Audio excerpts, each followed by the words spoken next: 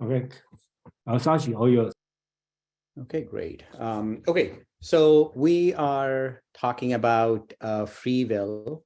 By the way, my name is Shashi, but I also go by SK if people have a hard time pronouncing Shashi. So we are basing the discussion of free will on this paper I came across by Ayon Maraj, Hard Theological Determinism and the Illusion of Free Will.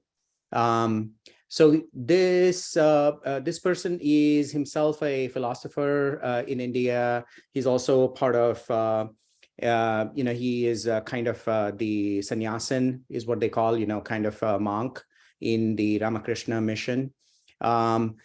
And Sri Ramakrishna himself was a lot of people think that he is a incarnation of Lord Vishnu, just like Krishna was or Buddha is and all of that stuff, right? So Hinduism, there is this notion of incarnations.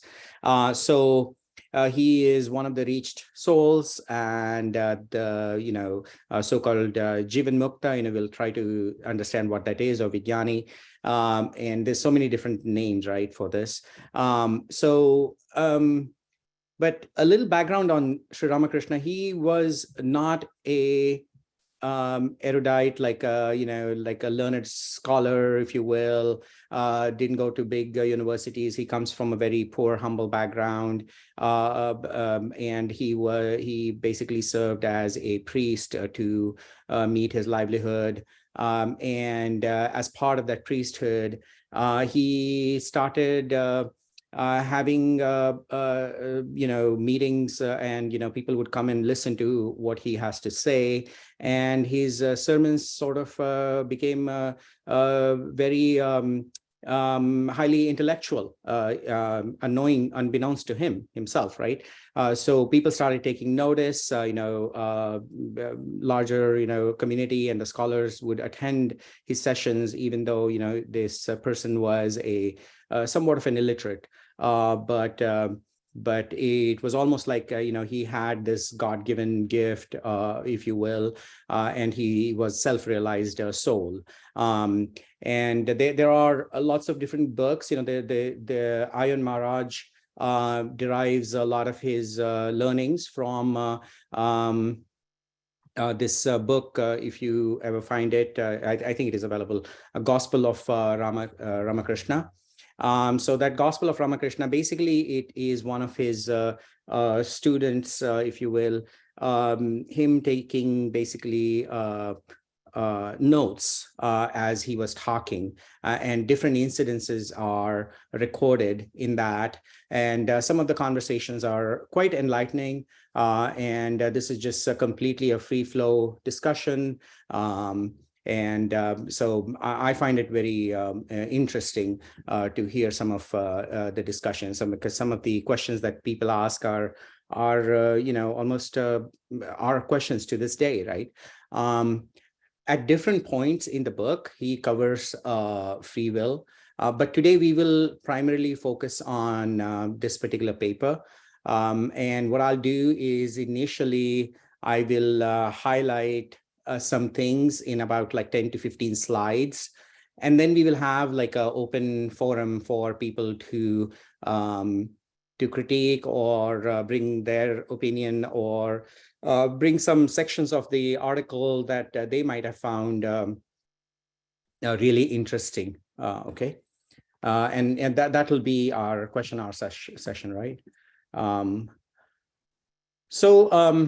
Free will, right? We do feel we have free will, right? It's we are day to day, we survive like that. Our whole society is based around that. But there is also a community of people, with deeper thought and stuff like that, right? So they, be it in science, be it in philosophy, be it in metaphysical world, or anywhere, right? So there is a notion that things are deterministic. Also, sometimes we feel like things are out of our control, right? It feels like whatever I wanted to happen, or whatever I wanted to do, is not happening, and things are out of my control. And then we have all these different terminologies like fate, or, hey, God is doing this, or karma, and things of that nature, right? So the question really, perennial question is, can be free will, or is everything determined? So I don't know if people here are from a digital background. I am. So there is an or logic, is there free will, or is everything determined, or is there free will and is everything determined, right? There's also something called as XOR, where it means that thing is true only when they both have the same state. So there will be free will and it is determined. Or if there is no free will, there is no determination, right?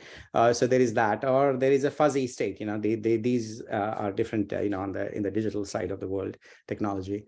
Those things are used, and I thought that is a nice take on the different things that you see in the article the philosopher is presenting. And there are different people who are talking about this with a mishmash of free will and determinism, and there are different arguments to support all the different views, right?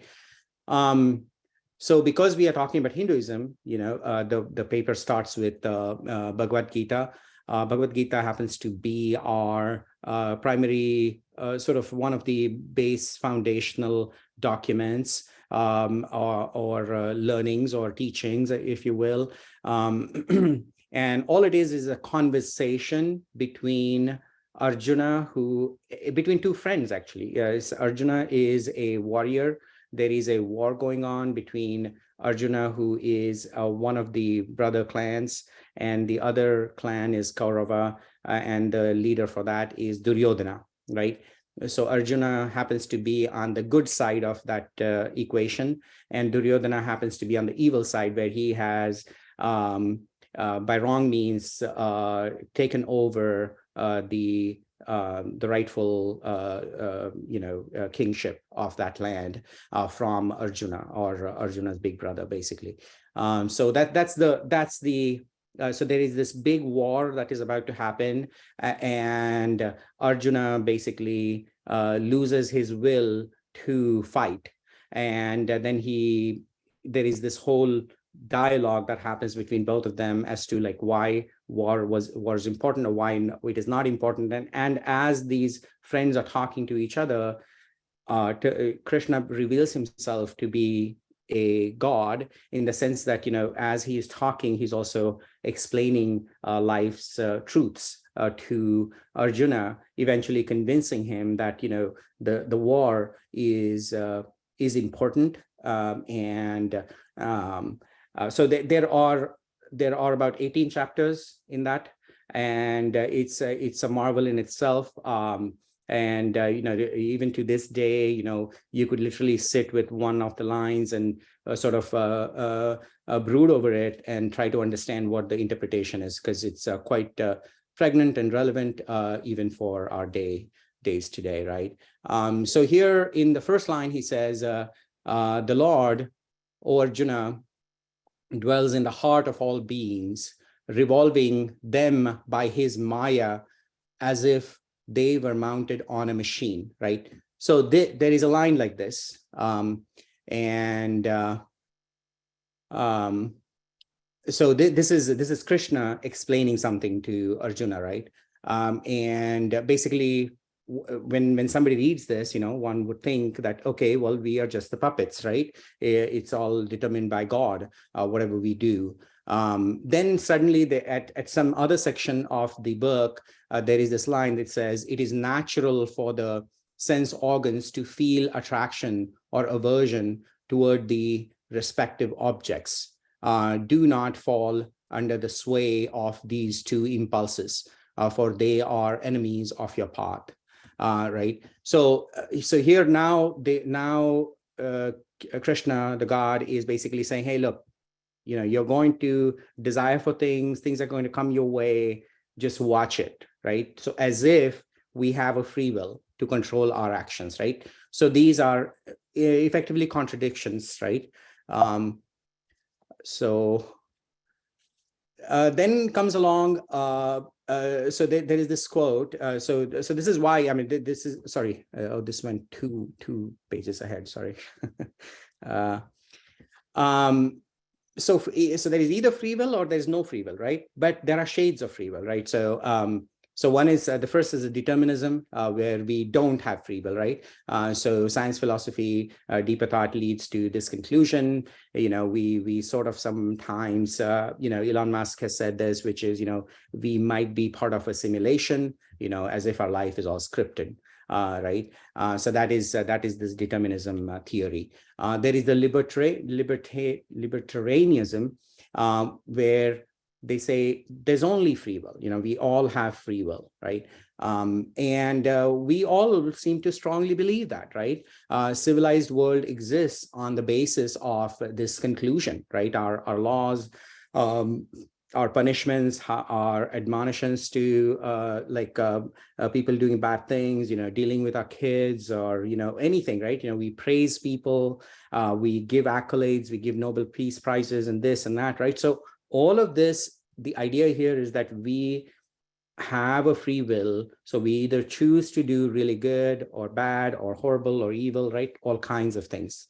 So this is a very predominant feeling that we have across the whole humanity, right? And the third one is compatibilism. So this is kind of middle of the road.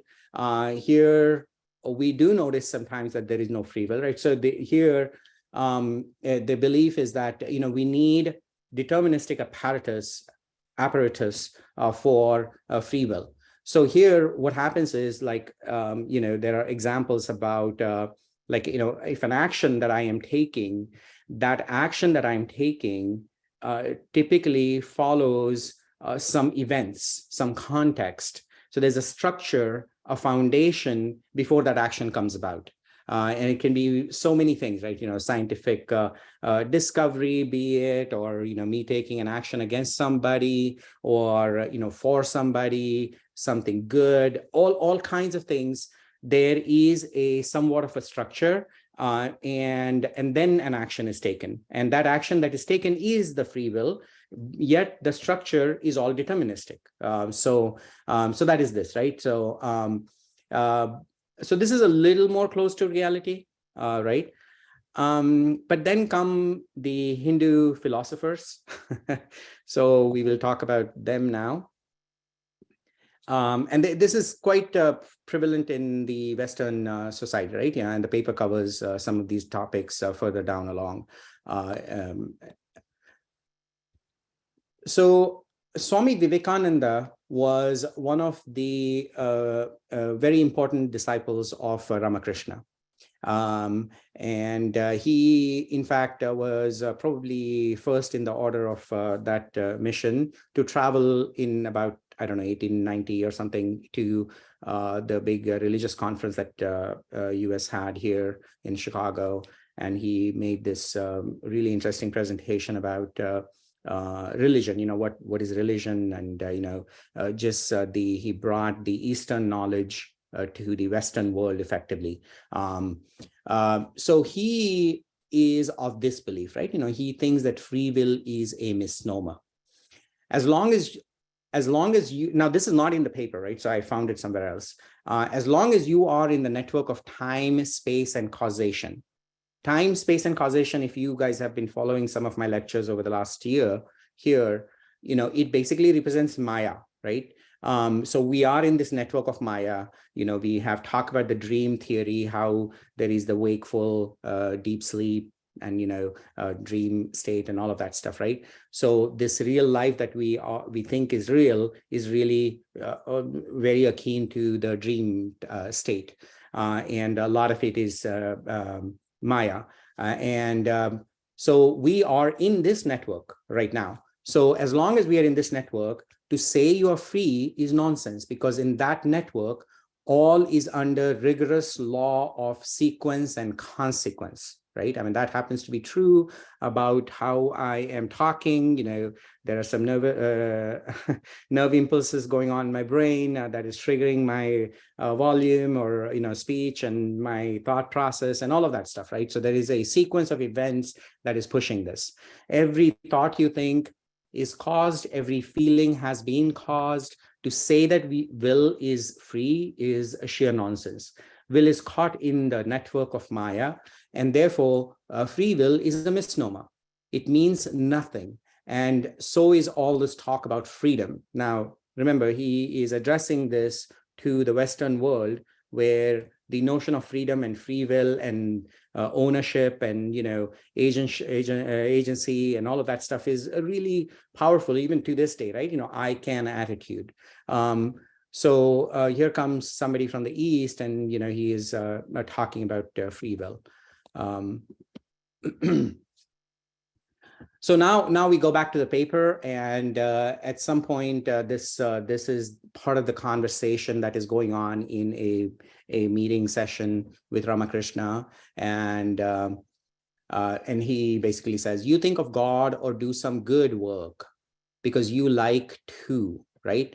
So somebody asks him, hey, look, I am doing something good, or I believe in God, or I am doing something for God. So isn't that my free will?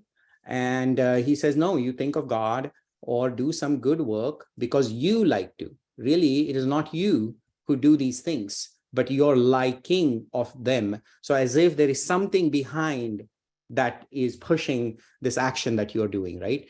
In order to do anything, one must have a belief that something and feel a joy at the thought of what he believes.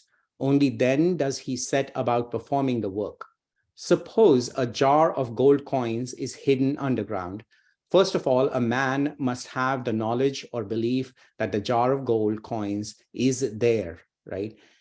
So that is where things start. He also feels joy at the thought of the jar, right? So there needs to be that as well that will drive the action. Then he begins to dig.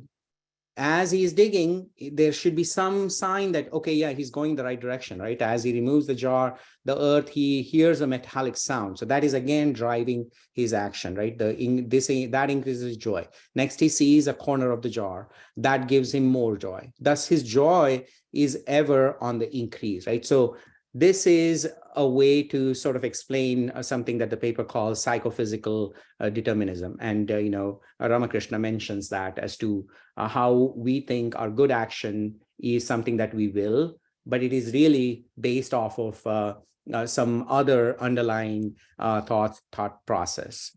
So then he goes on to, again, this, I don't think this is in the paper, but I thought it was quite interesting. So, he starts out by saying that there is a, oh, sorry, why is it skipping the slides? But he also believes in hard theological determinism. In fact, that is the base, that is the fundamental thing about this paper, right? It is God alone who does everything. So he is a hardcore determinist, right? So he wants to just say that this is how things work. God is the one who is driving everything. You may say that in that case, man may commit sin, right? So if you say, I don't have free will, then if I do something, I can just blame it on God, right? So I could be going about and doing more things and saying that God is doing it, but that is not true. If a man is firmly convinced that God alone is the doer, and that he himself is nothing, then he will never make a false step. So the state that he's talking about that you have to reach, where you can claim hard theological determinism, is something he calls as Jivan mukta, right? He's free of the bondages in life. Bondages can be things like desires and lust and anger and greed and all of that stuff. So once you don't have that, there is no sinning that you will be doing, right? But when somebody else just claims blanket that, oh, God is doing it, and he goes about doing the sin, that he doesn't really truly believe that God is doing it. He still is the agency behind the action. He is the doer. It is God alone who has planted in man's mind what the Englishman. So remember, he is sitting in a conversation with all these erudite scholars who have come to his meeting, and he is sort of critiquing on like, oh, hey, look, we don't talk about this, but you have brought this topic to me, and we are discussing this. Have you read this in some English book or something? So he sort of puts it that way. It is God alone who has placed in man's mind what the Englishmen call free will, swadhin ichha. People who have not realized God would become engaged in more and more sinful actions. If God had not planted in them the notion of free will, if God had not planted in them the notion of free will, right? So sin would have increased if God had not made the sinner feel that he alone was responsible for his sin. So there is almost like some agency given by God so that he does not continue sinning. Those who have realized God are aware that free will is a false appearance. In reality, I am the machine and God is the operator. Vastuta Tini yantri, ami yantra, right? Yantra is the machine. I am the carriage and God is the driver. And there's in some other section, it says, oh mother, I'm the machine and you're the operator. I am inert and you make me conscious. I do as you make me do. I speak as you make me speak. But the ignorant say, I am partly responsible. Now here, the ignorant is this claim of the compatibilism, right, that we talked about. I am partly responsible. Now, ignorant here doesn't mean anything derogatory. It's just that they don't have this knowledge that he has received from his spiritual experiences, right? So I am partly responsible and God is partly responsible. Katok ami korchi, katok tini korshe. Evidently, then, Sri Ramakrishna affirms that hard theological determinism, which leaves no scope for even a partially free will, as was proclaimed by the compatibilists, right? So he does. So we covered this topic, right? So he's talking about this state that you reach. So he talks about authentic free will, right? So in this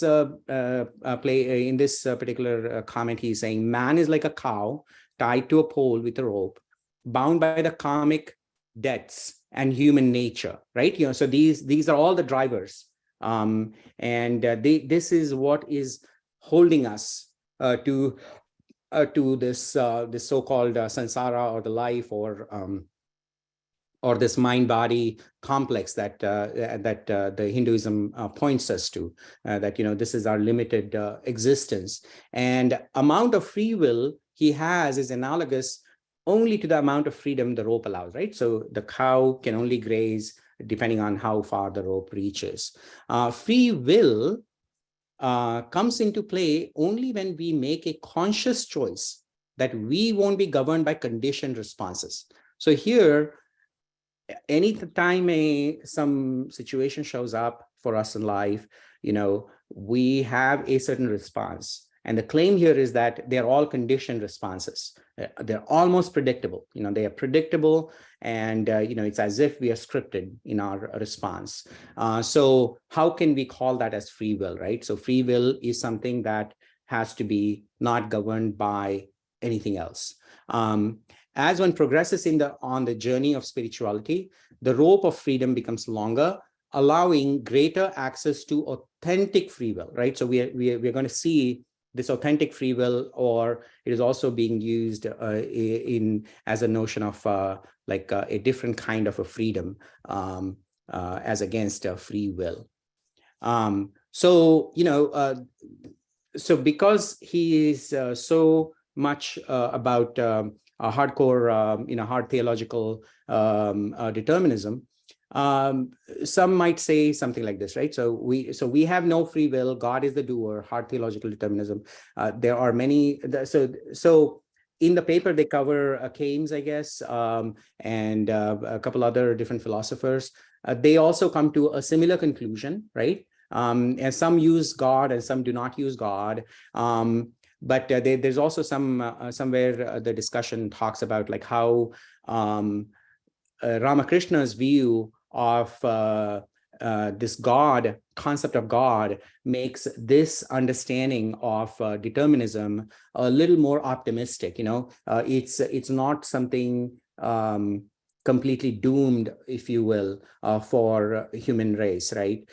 In some of the argumentation you see from Keynes or others, you will notice that the logic that they use will make common people almost like that particular state is not reachable. But the way Ramakrishna tries to explain this, it almost seems like it is all achievable for us, and there is a pathway. There's almost a formula or a way to get there. So he talks about God is the doer, right? But if God is a doer, isn't that a great excuse to do anything, right? So this is where earlier also this was brought up. So his response is God implanted a notion of free will, an illusion of free will. So we feel that free will, but that free will that we feel is really an illusion. And that is God purposely putting that in us. And what is the purpose we are going to see throughout this lecture or throughout this paper, right? So one must believe one is free, one feels morally responsible, thus controls the sinning. And this person is what they would call as agyani, right? Agyani or ignorant, right? So in the sense that they do not know the larger scope of how their action is not their action, but it is driven by some deep impulses or any other circumstantial things or society or whatnot, right? So the way I depict this is there is this I, who is the agyani, and the world. So world is against me, and I need to fight it, and I need to get this, I need to hoard this, like you. So that is that mental state, right? So here you're always wanting something, greedy about like, hey, I want this, and I can go get this, and if I get that, I'm going to get more of it, right? So there is this constant greed that is driving your actions. Excuse me, Sashi, can you, I think you are sharing two screens, so some attendees cannot see, the text is too small. Oh, so sorry. You just use one. Yeah, that would be much better. Okay. You are sharing two screens. Yeah. Okay, thank you. Okay, thanks, Jason. So then there is this state that he talks about, right? Where God is the doer, where you go from illusion of free will to hard theological determinism, where one is self-realized, right? So we will see how that we get there. Then they are best fit to understand that God is doer, right? So you cannot just claim that God is doer and then say, okay, I think I get it, and you can go about. No, because when you do that, there will be situations that will come about in real life, and you suddenly want to take action, and that action might drive more actions, right? So we'll talk about that. So this is what he would call as Jnani or Jivan Mukta. So Jivan means life, and Mukta means you're free. You're free of life's burdens. One can never make false steps in this situation. No bad tendencies. Or sanskaras is what the other name is. So the idea is that as you're taking different actions over lifetime or multiple lifetimes, what happens is it sort of builds this deep-rooted tendencies in you that leads to some of your future actions that you tend to take, right? And that you can see in many people, the way they react, the way they behave. There is a cultural tendency, there is a societal tendency, or whatever, right? So English-speaking world might respond to certain things in a certain way. There is the food taste. Some people like certain food, some people do not like the other food, right? So there are these tendencies that we develop based on whatever conditions that we have grown up in. And also what Hinduism believes is over different lifetimes, you are going through multiple lives. So there are some karmic debts from the last life that you carry to the future. It's not as if you're paying dollar for dollar. What it is it builds certain tendencies, and your so-called subtle body carries it from the past life to this life, and that tendency shows up. And this you might see sometimes a child from the same family, two brothers, one brother behaves in a certain way, the other brother behaves in the other way. And Hinduism tries to explain it based on these karmic debts, if you will, and the tendencies that you bring along at your birth time, right? So we'll see how one can get rid of that as well, right? He does try to cover that in the paper, but only as a side note. So the way I depict this person, Gyani, is he has realized that, hey, look, I'm not in control of my action. God is the doer. There is still the world and everything, so he is still, he realizes that, okay, being greedy and being wanting about something is kind of fruitless. And so in a way, he is living freely. But then there is this yet another state that Ramakrishna talks about, which is Vijnani. So there is the determinism, there is the free will, but then there is this state of freedom. And here what happens is, and this again we have covered in the past lectures of Vedanta, where we discussed about how we want to see Brahman in everything, right? So here we see God in everything. Now suddenly when you see God in everything, you have a certain perception or a certain approach, or there is no desire, right? When you already have it, there's no desire for it, right? So, or like your hand is your hand, right? So you never say, I love my hand, or you're not kind of attracted towards it, or you don't.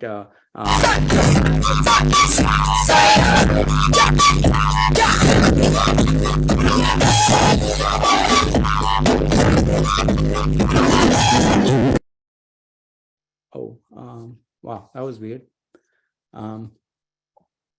Okay, can you still hear me, Jason? Yeah. Thank you, DLJ. So.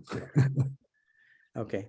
Okay. So this one, I would depict this as I, G, and W, right? So I, God, and W are just one. This world is God, and this world is me, and everything is God, and just that is that state, the Vijnani state. And this is quite unique to what Ramakrishna is trying to propose, right? And this is also seen in many other Upanishads. One of the first lines in Ishavasya Upanishad, which I am planning to cover next year, is, in the Lord is to be veiled all this, whatsoever moves on earth. Through such renunciation, do thou save thyself. Be not greedy, for whose is wealth. So, this is a little too much, but yeah, we can cover that later on. So there is another conversation that happens in the paper, right? If it is God that makes me do everything, then I'm not responsible for my sins. So we saw this earlier.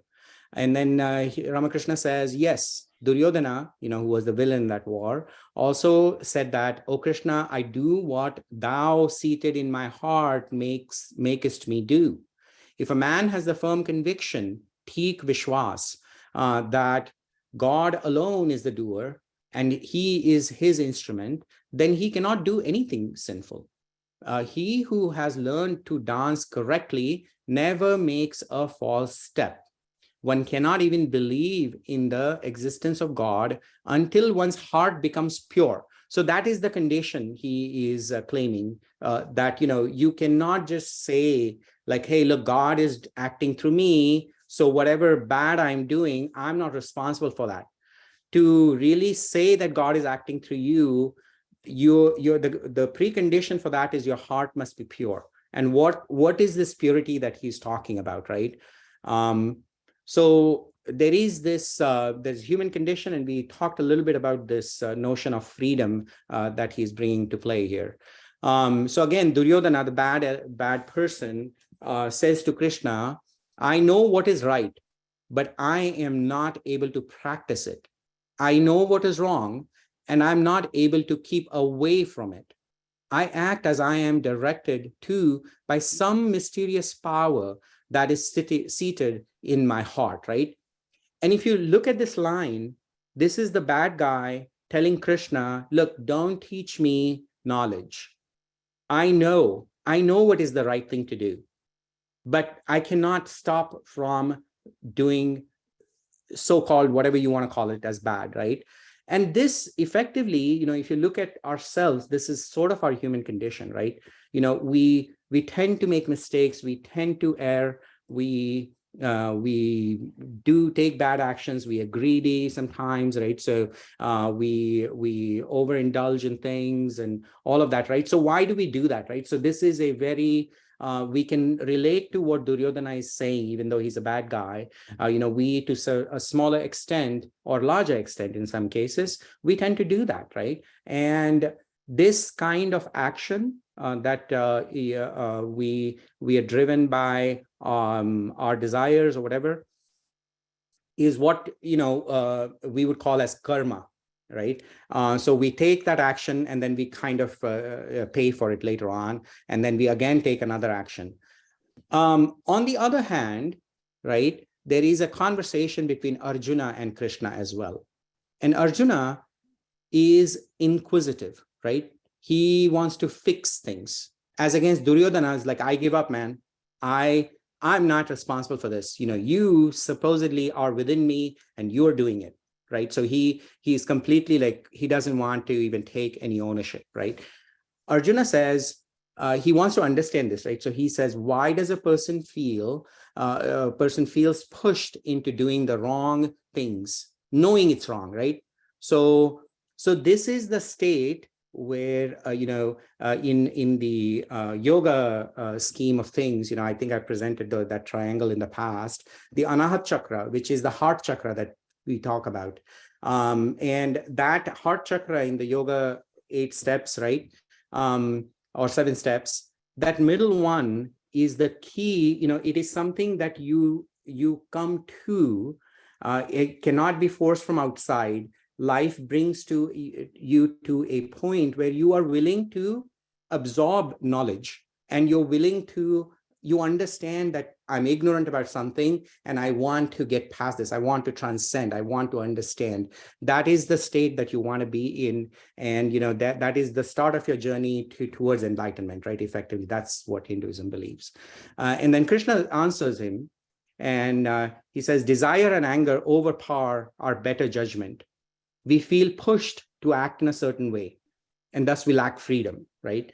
So here he's pointing Arjuna to what we would call, or at least Gita calls it, as karma yoga. So you take action, but there is a certain way you take that action. And so we'll see that in next couple of slides. So we'll dwell a little more on the karma, because this is our day-to-day experience, right? So on the left-hand side, you might have seen this diagram. I've used this many times in the past. We notice some lackness, or something is lacking within us, that develops a desire. We take action, which is the karma, and that the result is either you're successful or you fail at it. But the moment you're successful, you want more of it, right? So you go back in the same cycle. You feel like, okay, I have $1 million, now I need $1 billion. So that is that happiness cycle. But then you might not win the $1 million, and now you're even more sad. Obviously, you're suffering. So you want to do more of it, and you want to actually get that, right? So this cycle is continuous. So when we say we have a free will, we have these free-willed actions. But these free-willed actions, if you notice, right, the state that we say, I free will now, or I am taking an action, it is based on some other past karma. And if you trace it back, there is a whole causal reaction here.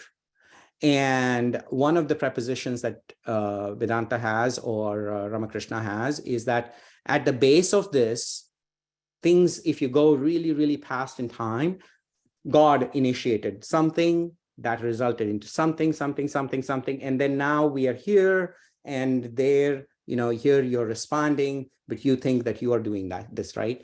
So there is a whole trap of desires that determine that so-called free will action effectively. So this is a little flow chart, right? Life, or Jivan, that is another name, and Sansara is also another name. It's a circle of life, basically. There's this, you're caught in this maze, if you will. So I want is the feeling, and there is a set of desires, or something happens in our life, right? What do? We end up reacting to it. This typically is basically, I am going to fix this, or I am going to go do this, I will do this, right? So it's ego driving that. So here, if you remember, we talked about this reflected consciousness a while ago in Seer and Seen. If you want, you can go look at that lecture. In that, we talked about how everywhere there is consciousness and sentient beings or us, we have this quality in our mind where it can reflect this consciousness, and it then eventually builds this notion of ego, and it thinks it is the one who is controlling the actions of your body parts and everything, right? So that is that, now the agency is I take the ownership of this. So that's what this middle block is talking about. And that's effectively our free will, right? So now what do we do with this free will, right? We can either go three ways. We say, I don't want to do anything, right? So Arjuna, when the Bhagavad Gita starts, he basically says to Krishna, and he's like this massive, like he's the most important warrior. He's an archer and he's well known, and he's supposed to win that war because there's so many atrocities that other party has done, and the world is effectively doomed at that stage. And this war is absolutely essential. But then he kind of loses his interest at that last critical moment. And he says, look, I am fighting my brothers. Look, that's my grandpa there. That is my teacher there. I'm going to be killing them. Why? A lot of our scriptures, Hinduism scriptures, basically tell us to go to a good path. Don't fight war. I would rather become a sannyasi or a monk. That is this no action, right? And it tends to go into this laziness, right? So you are not looking at the reality of life, and you're not trying to respond to it. Then there are some reactions that we take which have ulterior motives, right? So we have some desire, and these would be categorized as bad karmas. So you're trying to meet some bad goals there. And then there are good actions, which is, community service or whatnot, right? So these are the typical three different categories of karmas. But the trap here is that no matter what you do in all of these three paths, they all lead to suffering. So even when you do so definitely, like when you don't take any action, there is going to be suffering. The whole world is going to be suffering if Arjuna does not fight that war, and these atrocities will continue. And Arjuna himself, who becomes the monk, he is a fighter by birth. He's not going to be a good monk. So he is going to be suffering as a monk as well, right? So there is suffering in that path. There's suffering definitely in the bad action, right? So you take something, you do unethical, you're going to get caught, something is going to happen to you, right? So there's also a karmic debt, something is going to come bite you later on. So there is going to be some kind of a suffering. Or you might win or lose, right? You take a bad action, you might win or lose. So even if you win, you're going to have some suffering because now you're going to want more. And if you lose, obviously there's suffering. Now, good action, right? One would say, why is there suffering in good action? So good action wants us to do more of that, right? So I'm feeling very charitable and look, hey, I help this community. and I get a high out of that, and I want to do more of it, right? Now suddenly, so that kind of, that want is driving your day-to-day things. Now it's a good thing for the society, but it is not good for yourself. So that is that suffering, that want. And what that does is it brings us back into the circle of life. It brings us back into samsara and jivana. And that is what they're talking about, this determinism, right? So you have done these actions, those actions lead you to make more actions. And that is that deterministic cycle. Yet when you're taking the action, you have the free will of what path you take there, right? So we have talked about this chart in the past, right? So here, the idea for cleaning up your actions is, a lot of these actions are going to be driven by ego. So how do we basically stump the ego, right? We curb the ego.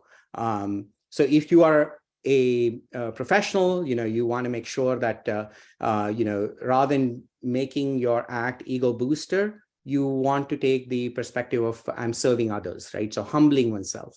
If you're devotional, if you believe in God, you make God as the larger element in your life, and I am a smaller thing in front of you, right? So now your ego is gone. But it takes practice, right? So that builds your, there are side effects of this, humility, concentration, and then, you focus on your body, and then body, you exercises, yoga, whatever. So there's a certain way of controlling your ego that way, but ultimately you come to the self, right? So, and then I'm infinite and all of that good stuff, right? So this paper actually has a lot of elements of Vedanta. That's why I kind of liked it. But this karmic cycle here on the left-hand side, you are stuck in that trap. Good, bad, and none escape the law. So what Buddha talks about nirvana, or anybody else talks about, this freedom, that they, this final state, that is escaping the karmic cycle. And what Vivekananda is pointing to is like, okay, you will do good, but you're going to be trapped. If you do bad, you're going to be trapped. But it is better for you to go from no action to some action to good ethical action. That is definitely the trajectory that you want to take. So what is karma yoga then, right? How do we one's heart becomes pure? So now we are ready to kind of adopt that, God is the doer type of a position. So when I'll come to this diagram that I have on this one. So our reactions will determine the future storage of karma. So we build this sort of like a bank balance of karma depending on what you're doing. There's a good karma, and then there's a bad karma, and then you're eventually continuously paying for it. So if that is the cycle you are in, so let's say you look at your life today and you are suffering in your life. So one of the attitude that they recommend is, hey, there must have been some past bad karmas, and I'm suffering today. And look, that bank balance of bad karma is going down. Past bad karmas are expended. So you kind of feel a little joy, and you do not focus on the suffering. So no, you don't need to blame anybody, or you don't need to include God. And this is how you purify your reaction to a suffering. Focus on more ethically good karmas, right, at that point. And then let's say something really good happens in your life, and you're like super happy. Now there, remember, you have to warn yourself, look, I had some past good karma. That's why I'm enjoying it right now. And look, that is expending. So why do we want to feel that? That way we do not get too elated and not get too attached to the gains. So we kind of control our ego, right? And again, focus on some ethical activities that you are doing, right? So as you stay in the cycle of suffering in life, you're still not the reached being. But if you reduce the bad karmas or completely get rid of bad karmas, this, the storage of karma that you're going to have eventually is just going to be good karmas, right? So it will all be good, basically in this, you're still not escaping the law, but you're going to be stuck, but life will at least be manageable. Now, what is this Jivan Mukta state, right? So this is that ultimate bliss, the full freedom. Here, you have no desire to do anything bad, no desire to do good. There is no cravings for gains, no anger when losing. It is a state of equanimity. And we have talked about equanimity a few times in our past things, right? So this is where the karma or the karmic cycle is extinguished. Now, this is the state that he's talking about, right? And it takes a lifetime or multiple lifetimes of effort, or sometimes it is instantaneous. So he says, he who has learned to dance correctly never makes a false step. So this is where your mind is very pure now suddenly, or your heart is pure, and the reflection, the reflected consciousness, there's no greed. So it is, so these two pictures on the left and right, when we are in the karmic cycle, the law of karma, it is as if our mind is in a continuous torment of waves, right? So there's continuous waves coming and we're responding to those waves, and there's upheavals and things like that, right? So there's a lot of disturbances. So we want to reach to a state where our mind is like this clear lake. There's no ripples. Life might throw at you stones or whatever. It is not impacting your mind. And that is that pure heart, right? That is that clear mind. When you have such a mind, you're not going to have the greed or the reaction to go and do something about it. Of course, you're going to try to protect yourself and, take care of whatever you do, but it is not driven by anger or some malice, right? So this picture sort of, in Indian language, it is called as Manas Sarovar. Manas means mind, Sarovar means lake, mind is now like a steady lake. So now, can one just choose to believe God is the doer, right? So this is also, there is this term that the paper uses, which is doxastic voluntarism, where you choose to believe that, God is the doer. To which Ramakrishna says, there is no thorn, there is no pricking, right? But one still cries out when one's hand is pricked by a thorn. Right? So he's saying you can't just pretend that there is no thorn, or no pricking that is happening. So there are these two states, right? There's the free will, which the agyani or the ignorant person believes, or which is me, you, most of us, maybe you guys are not. But there are desires, and these are the bondages that we have. And, we are continuously in suffering. Buddha called life is suffering. And we live a very limited life.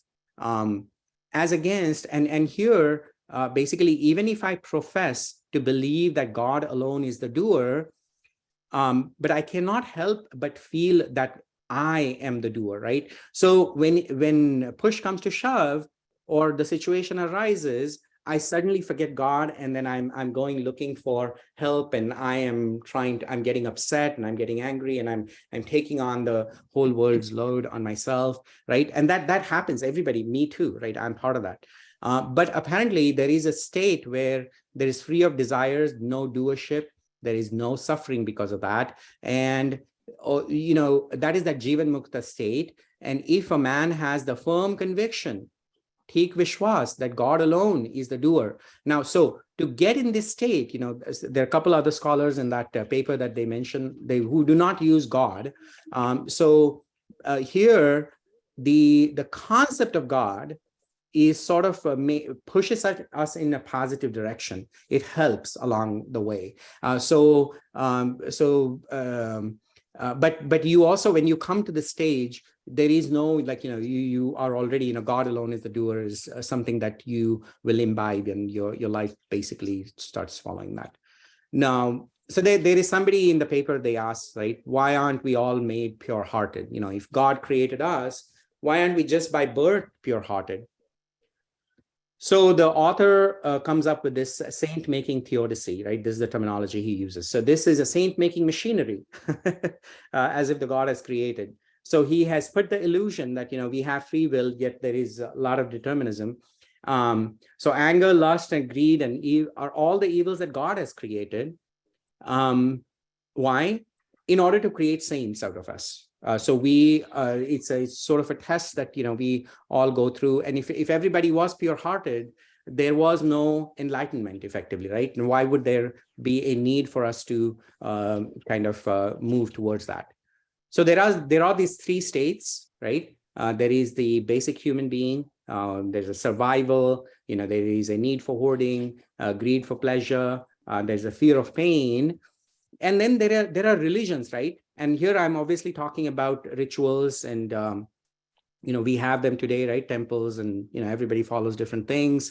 But in Hinduism, we have the Vedas, right? So these are the books with lots of we might find them superstitious or orthodox rituals.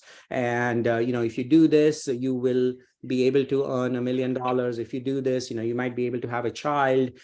So why do these things exist? These things exist because we already are wired to be greedy or want, right? So that is our human condition. Okay, so religion comes along and they say that we are going to guide your free will actions towards something that is good. So apparently, so that is in fact why that is a good usage of religion, right? But that is a ladder, and that is a step on the ladder. The final step is this realization. You want to transcend from those rituals, right? So from the Vedanta point of view, there is equivalent things in every other religion. But from Vedanta point of view or Hinduism point of view, you get to the state of being witness, seeing Brahman in everything. This is that Vijnani state that he talked about.